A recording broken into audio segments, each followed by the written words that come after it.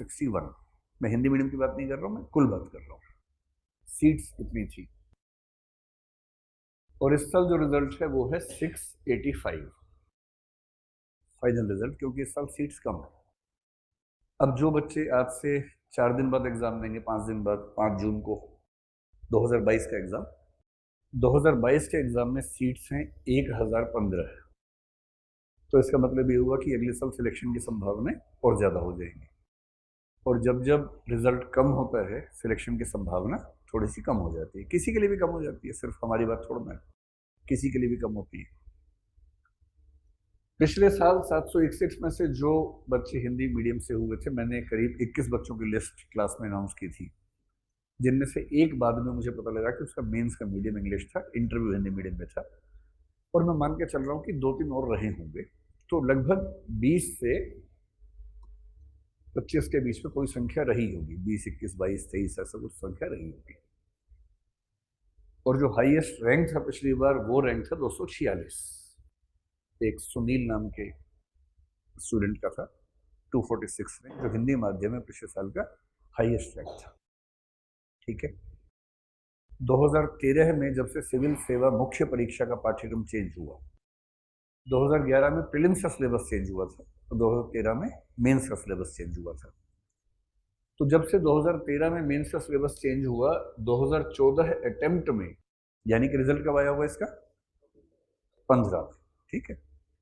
उसमें एक हमारे विद्यार्थी थे हिंदी साहित्य के, निशांत जैन, जिनका 13वां रैंक आईएएस में आया था। तो जो नया सिलेबस है, नया स्ट्रक्चर है एग्जाम का, उसमें अभी तक का हाईएस्ट रैंक निशांत जैन का है, 13th रैंक है। ठीक। उसके अगले साल कोई अच्छा रैंक नहीं आया, बट निशांत के बाद सेकंड रैंक भी जो था वो सीधे 195 पे था। सूरज, वो भी हमारा हिंदी साहित्य का स्टूडेंट था, उसका था। अभी वो छत्तीसगढ़ में एक बहुत सफल आईपीएस के रूप में काम कर रहा है, और निशांत राजस्थान cadre में आईएएस है अभी। तो एक का टॉप रैंक के बाद सेकंड रैंक आमतौर पर फिर 200 के आसपास चला जाता है, ऐसा भी होता है। उसके बाद 2016 में 2-3 लोगों का रैंक आया पहले 100 में, जिनमें से एक का शायद 31वां रैंक था। जो मेरा एक स्टूडेंट था वो 33वें रैंक पर था, उसका नाम था गंगा सिंह राजपुरोहित, उनका 33वां रैंक था। लेकिन उस साल एक व्यक्ति उनसे आगे शायद 31वें रैंक पे था, मेरे ख्याल से गौरव उसका नाम था। और शायद उसी साल एक व्यक्ति का रैंक 80 के आसपास हिंदी माध्यम से था, करीब 2-3 लोग उस साल सेलेक्ट हुए थे। 2016 एग्जाम के बाद से आप कह सकते हैं कि सूखा पड़ा हुआ था। 2017 से चीजें खराब होनी शुरू हुई। 2018 में अगर मैं ठीक याद कर पा रहा हूँ तो 337 रैंक रवि का था। 19 में उनका 317 रैंक था, और वो दोनों बार हाईएस्ट रैंक पे थे हिंदी माध्यम में।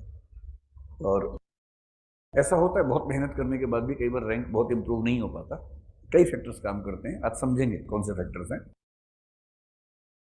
2020 में रवि का सिलेक्शन नहीं हो पाया था, और उस साल जो मैंने आपको बताया कि हाईएस्ट रैंक कौन सा था, 246 था। ये पिछले कुछ साल का स्टेटिस्टिक्स है। इस साल जो हमारे पास रैंक्स हैं, पहली बात तो ये कि सिलेक्शंस कितने हैं अभी एग्जैक्टली कहना मुश्किल है, क्योंकि कल ही रिजल्ट आया है। कई बच्चे ऐसे होते हैं कि किसी और शहर से एग्जाम दे रहे हैं, उनका रोल नंबर हर साल चेंज होता है, तो हमें तब तक नहीं पता लगता जब तक हमसे संपर्क ना हो। तो अभी अनुमान मेरा है 35 के आसपास का, और जो निश्चित संख्या मेरे पास आ चुकी है वो 25-26 के आसपास आ चुकी है। तो मैं मोटा मोटा 25 से 35 के बीच में कोई संख्या मान के चल रहा हूँ अभी, क्योंकि रिजल्ट कल ही है। आज से 10 दिन बाद आप पूछेंगे तो मैं शायद और स्पष्ट बता पाऊंगा 28 हैं कि 30 हैं कि 32 हैं, कितने हैं। और हमारे पास संख्या केवल उन बच्चों की होती है जो हमसे जुड़े हुए हैं। ऐसे 2-3 बच्चे होते हैं, 4 बच्चे हो सकते हैं जो हमसे ना कनेक्टेड रहे हों। तो ये जरूर है कि अगर 30 का सिलेक्शन हुआ हो तो उनमें से 27-28 दृष्टि से जुड़े रहे होंगे, ये तय है। लेकिन बाकी बच्चे जब तक उनकी सूचना ना मिले, मैं पूरी संख्या कैसे बताऊंगा आपको। इस बार जो अच्छी बात है वो ये है कि शुरुआती रैंक सबसे ऊपर 18वां रैंक है, आपको पता ही है, जग जाहिर है ना, और रवि का ही है। इसके बाद नंबर 2 पे 22वां रैंक है। कल मेरे पास सुनील का फोन आया, उससे 10 मिनट पहले मुझसे किसी टीचर ने पूछा कि क्या रिजल्ट आने की उम्मीद है। इंटरव्यू के जो पैनल मेंबर्स हैं उनमें से एक ने पूछा ग्रुप पे हमारे कि क्या आज रिजल्ट आने की उम्मीद है। तो मैंने मजाक में लिखा कि रिजल्ट और मॉनसून अब समानार्थक शब्द हैं, कभी भी आ सकते हैं, लेकिन भरोसा कुछ नहीं है। जब मन करेगा आ जाएंगे।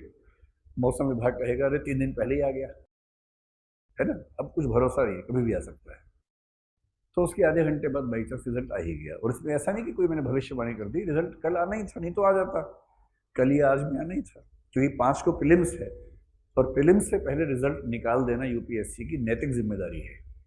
संवैधानिक नहीं है, वैधानिक नहीं है, पर नैतिक जिम्मेदारी तो है ही। ताकि जिनका हो गया आईएएस में वो फिर से क्यों अटेम्प्ट देंगे। अब रवि कल फ्री हो गया, वरना प्रीलिम्स के लिए पढ़ रहा होता अभी भी। अब फ्री हो गया, सुनील फ्री हो गया। तो सुनील का फोन आया और उसने पूछा कि सर बताइए क्या रैंक है मेरा।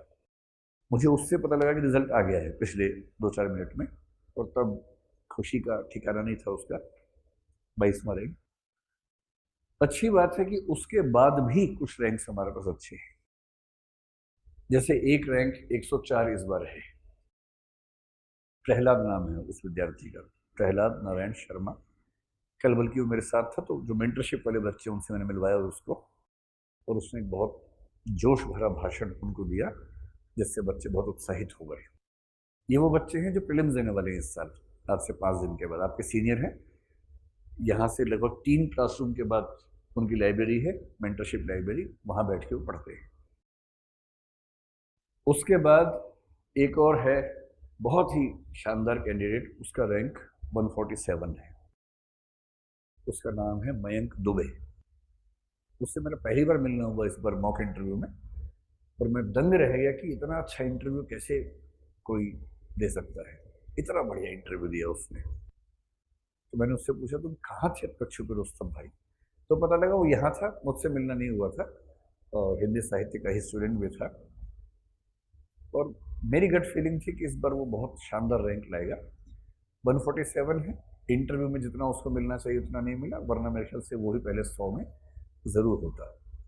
अच्छा, 147 से पहले 100 में आने का मतलब क्या है? 5 नंबर कम है सिर्फ। 5 और होते तो 100 में होता। जैसे मैं भी आपको एक कल्पना करके बताता हूँ, अब ये कल्पना समझते हैं, ठीक है। और उसके बाद हमारे पास एक संभवतः 206 रैंक पे एक विद्यार्थी है, आनंद नाम है उसका। बहुत डिजर्विंग कैंडिडेट है, पिछली बार भी सिलेक्ट हुआ था, इस साल भी सिलेक्ट हुआ, और इस साल अच्छे रैंक पे में आ जाएंगे। अगर मयंक जनरल से है तो आईपीएस, बाकी सब तो आईएएस में आ ही गए। ये जो मैं 25-26 बता रहा हूँ, इनमें से कम 7 से 10 प्रॉपर आईएएस में आएंगे। क्योंकि आईएएस कैसे बनते हैं भी समझते हैं, मैं आपको थोड़ा एक टेबल बना के समझाऊंगा, ताकि आप समझ लें कि आईएएस बनने का मतलब क्या है, उसके लिए कौन सा रैंक आना जरूरी है, उसके लिए कितनी मेहनत करना जरूरी है, वो सारी बातें स्पष्ट हो जाए। तो मोटे तौर पर मैं कह सकता हूं कि पिछली बार अगर 761 में से 20 लोग थे, तो लगभग 2.5% के आसपास फाइनल रिजल्ट था। उस 3 के बीच में, मान लीजिए 2.5 से 3 के बीच में। इस बार अगर ये संख्या मतलब 33-34 के आसपास है, तो ये 5% के आसपास है। अगर 25 से 30 के बीच में, तो 4% के आसपास है। पिछली बार की तुलना में हम कह सकते हैं कि थोड़ा सा संख्या में बेहतर है, और संख्या से ज्यादा बेहतर किस चीज में? रैंक में बेहतर है। और जब